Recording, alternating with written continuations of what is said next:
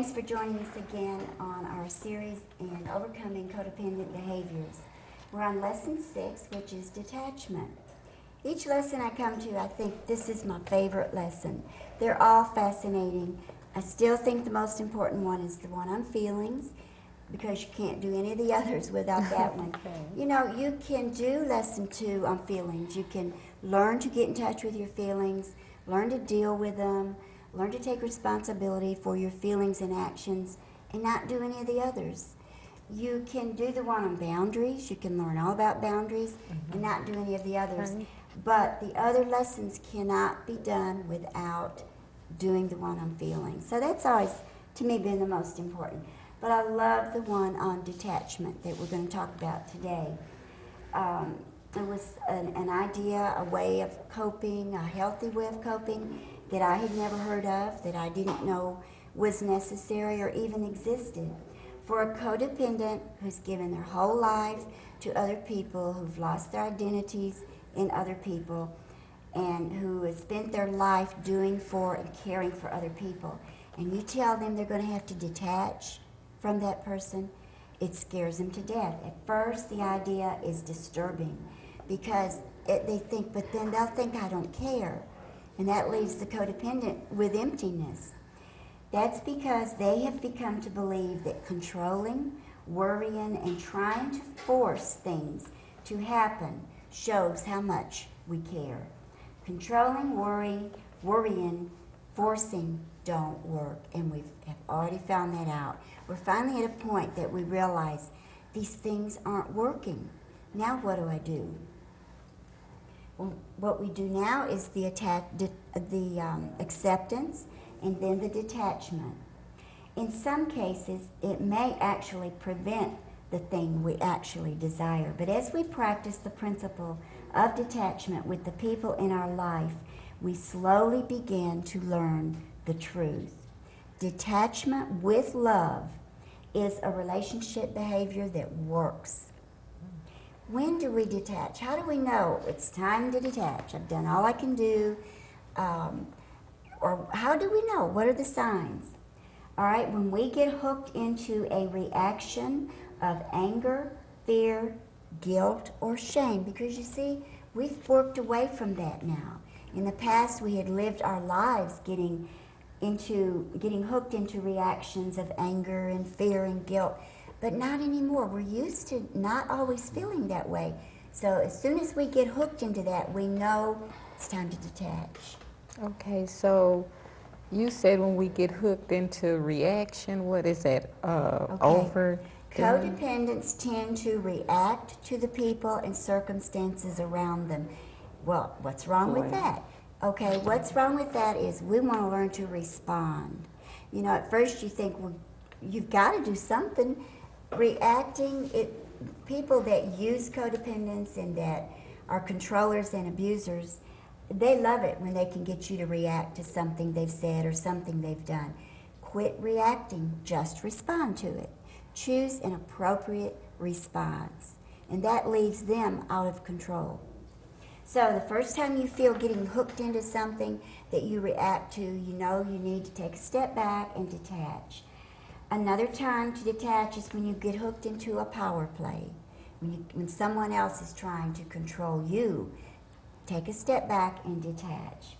When we attempt to control or force others to do something they don't want to do, a flag goes up, uh-oh, we're doing it again. We're being codependent. This is not healthy. I need to detach.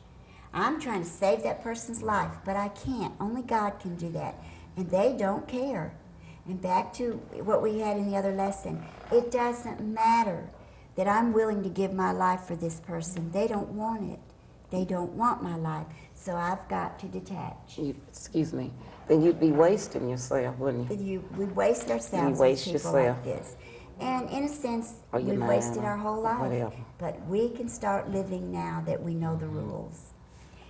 When the way that we are reacting isn't helping the other person or solving the problem, all of a sudden you realize this isn't helping. Time to detach.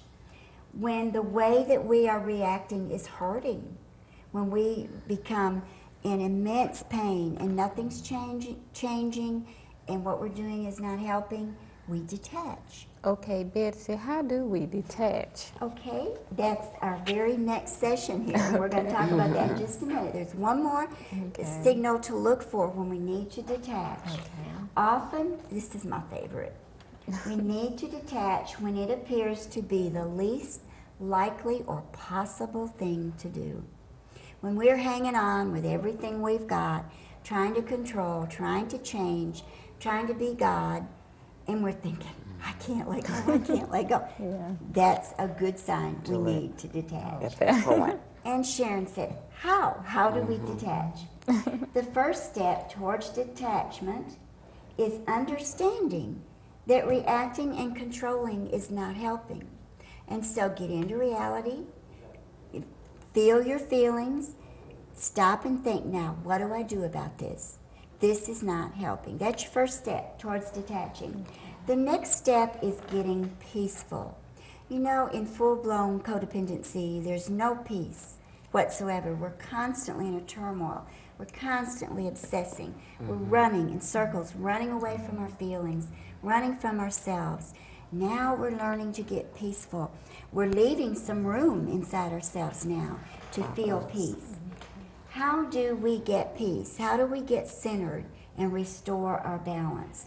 Well, let's remember that all this is an addiction, just as real as a drug or alcohol addiction or any other addiction. When a person is in recovery from, let's say, drug or alcohol, that's the one that most people can understand and identify because it's so obvious.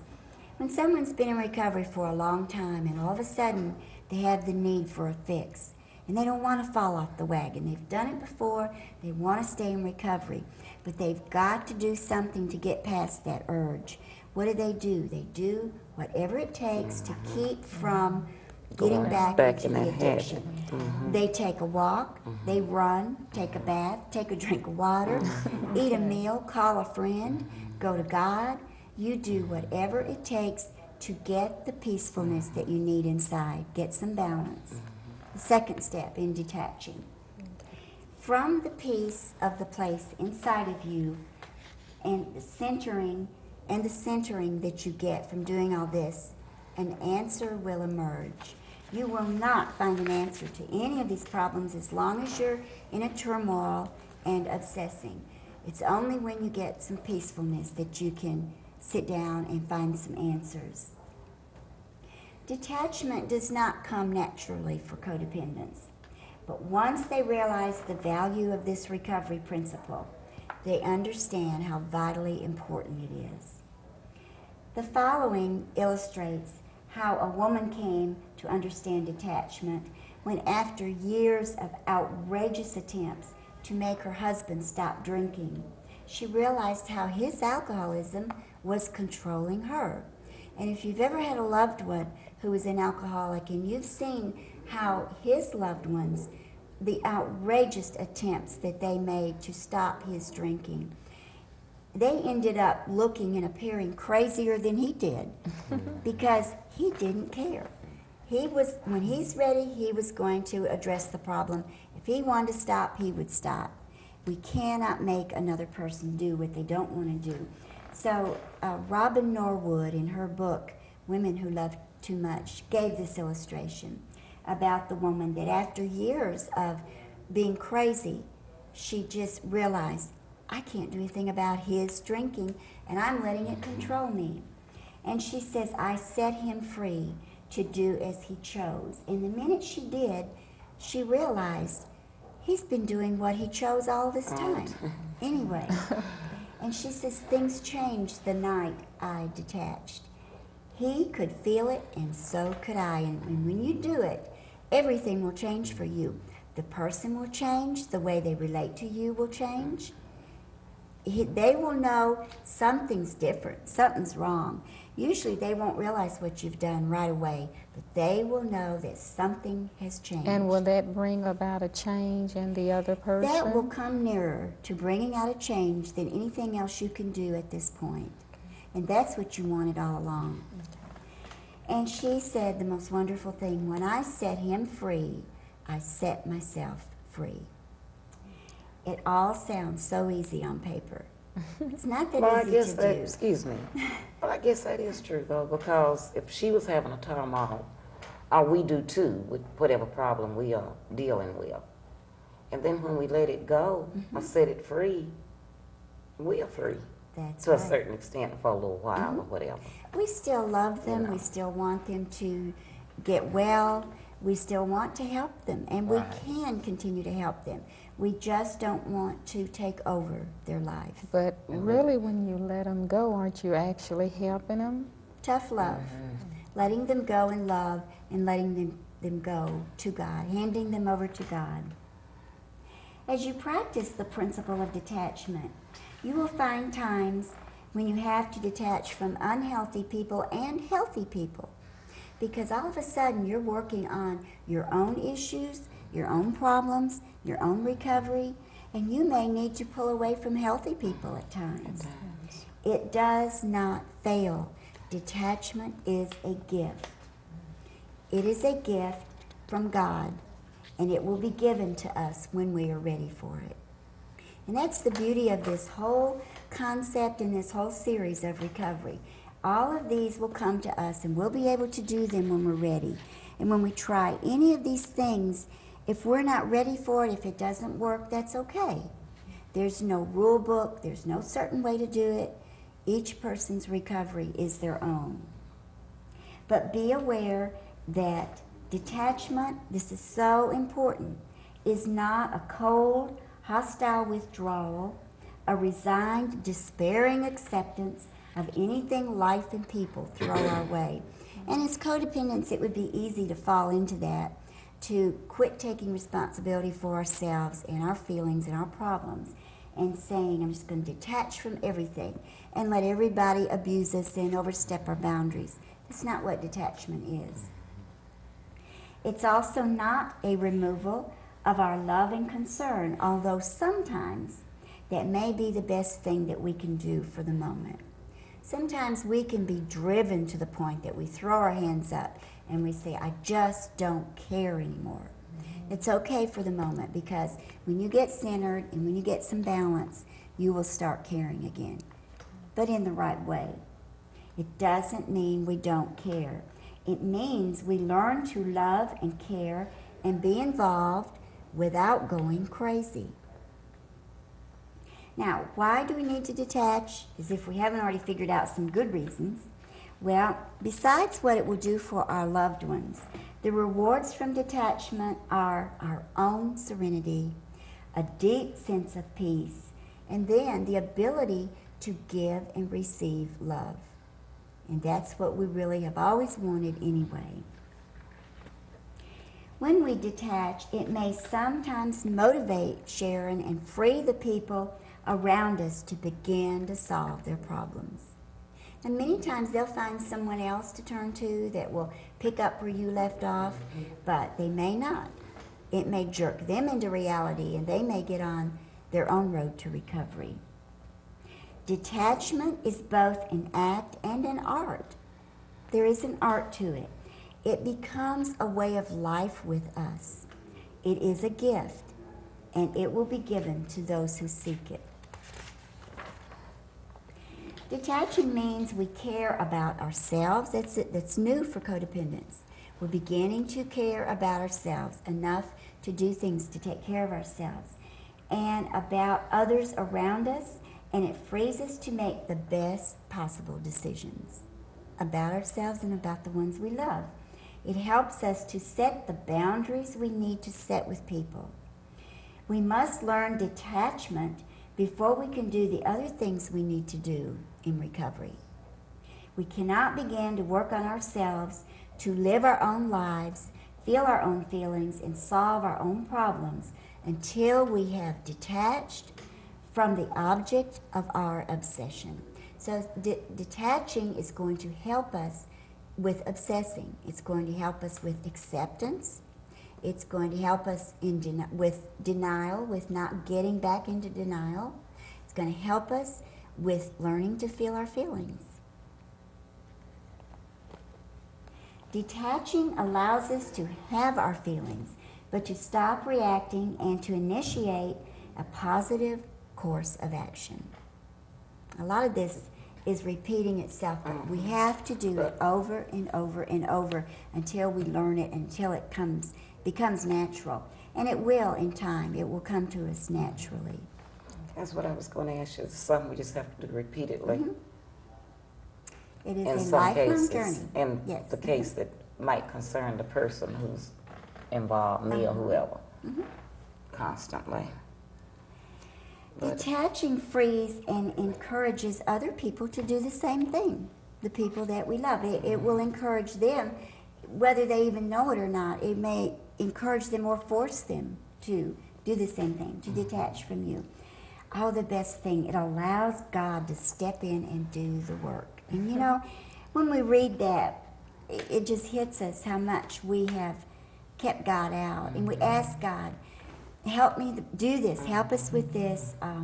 We ask God for things, we tell Him what we need and what we want, and we tell Him we trust Him, and then we go and we try to do what we've asked So put God in to His do hand. for us. A very human Guilty thing at to do. at And times. so when we detach lovingly, it allows God to step in and say, He probably says, I'm so glad you got out of my way. And from experience, it appears that even God can't do much with us until we have detached. Detachment is an underlying concept that we need to do frequently as we strive to live happy lives. And it's just something that we just want to learn to do in small things, big things, crises, everyday things. Learn to detach when these signals come up. Detachment is the key to recovery from codependency. It is the key to all the other things that we've talked about up to this point. Detachment can strengthen our healthy relationships because you know what? By this point in time, we're actually getting healthy in some areas, and we're actually attracting some healthy people. And we have So some you healthy saying when you relationships. get to the point where you can detach, you are making progress? We are making tremendous progress. We have adopted some healthy ways of coping. We have changed some unhealthy ways of thinking. We have gotten in touch with an enormous amount of feelings from the past. We've come out of a lot of denial, and we're getting in reality with our life and our situation. By the time we've come to this point, we have made a lot of progress. Detachment benefits our difficult relationships. We had just said it can strengthen our healthy ones, and it can benefit our difficult ones, the ones that are teaching us to cope. Melody Beattie has written some of the most beautiful writings on codependency. She finds good in anything and everything, and she sees the hand of God in everything that happens to us, everything in our past, everything that's happening to us now. And she calls difficult relationships, God must have needed you to learn something. And so He allowed that to happen to teach you a good lesson in life, to teach you something you needed to know. You could spend your life worrying about bad things that have happened to you in your life. Why did it have to happen? Melody Beattie puts it all in God's hands.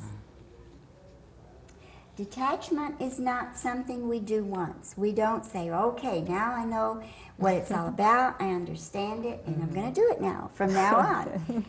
It is not something we do once. It is a daily behavior in recovery. We learn it when we are beginning our recovery from codependency and adult children issues. We continue to practice it along the way as we grow and change. And by now, you will feel some change, probably a lot of change by now. If you've been reading the lessons, studying them, discussing them with your friends, and doing the suggested work at the end and writing and keeping a journal. We will continue to practice it along the way, and we will practice it as our relationships grow and change. We learn to let go of people we love, people we like. That's a good thought too. If we're not careful as codependents, we'll get just as controlling over healthy people as we did unhealthy people. We will try to. Where you expect too much out of them.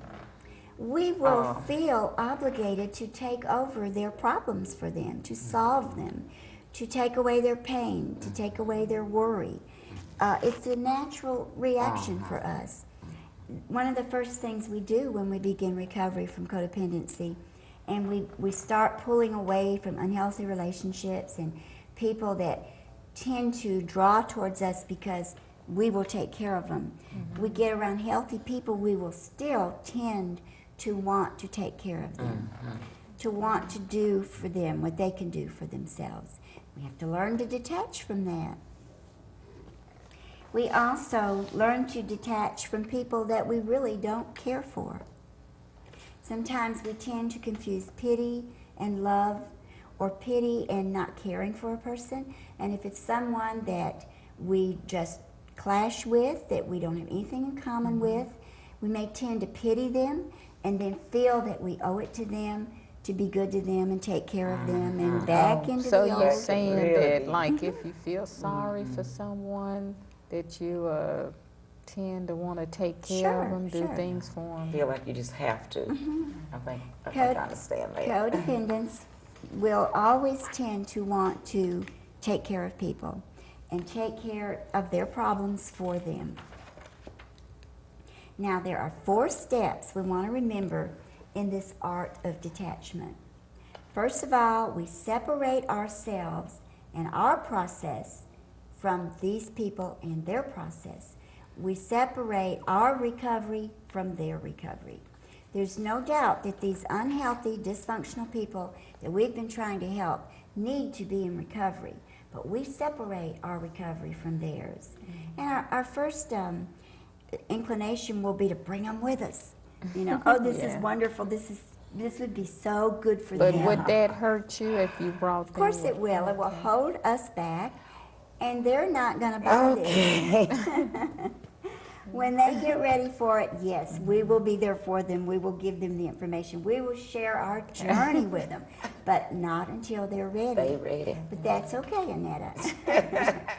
Because in the first lesson on this, in every class I've taught, it has been a constant outburst of people saying, oh, I've got a friend that needs this so bad, or someone in my family needs, oh, I'm going to take this home. But by the end of the lesson on controlling, now they realize that they're the ones that need the help. They're the ones that needs to get on the road to recovery. And the other person needs it too, but they're going to have to be at the right place and let God direct them. But we all know people that needs this as bad as we need it. First step, separate yourself from all of that. The second step, we relinquish our tight hold and our need to control in our relationships. Of course, we know that already. We've been saying that over and over and over. But in the act of detachment, in the art of detachment, we've just got to remember it even more. We take responsibility for ourselves, and we allow others to do the same. And so if we're trying to practice detachment, but we're taking responsibility for our loved ones still, and we are still holding on tightly, detachment's not going to work. It's just going to make things more confusing and bring us more anguish inside and more confusion. So we've got to take responsibility for ourselves and let go. We detach with the understanding that life is unfolding exactly as it needs to. Not only for us, but for the other person too. Because when they are ready, God will be there for them and lead them towards the road to recovery. Because the way life unfolds is good. This is if we have turned our will over to God and allowed Him to direct our life. Then we can always be assured whatever is happening is for the best, that God can turn it out to work for good for us, even when it hurts. I believe that. And ultimately, we can benefit from even the most difficult situations We do this with the understanding that a power greater than us is in charge, and all is well. And if we had only thought about that in earlier years when we were in so much codependency, we knew it. We knew it all along, but we were so filled with taking care of other people, with trying to control other people, trying to control all of these situations, we didn't have time to stop and realize, that's right, God is in control. Now, in detachment, when you try it and you fail a few times, and even though you'll have some excellent success and then you won't, remember, that's okay. There's no rule book. We don't have to make ourselves crazy trying to learn to detach. We don't have to be so afraid. We don't have to attach perfectly. As codependents, the first thing we think is, I've got to do it, and I've got to do it right, I've got to do it now. I have to do it perfectly, but we don't. Sometimes people we love do things that we don't like or approve of. We react, they react, and before long, we're all reacting to each other, and the problem escalates. This can happen just like that. It can happen so fast.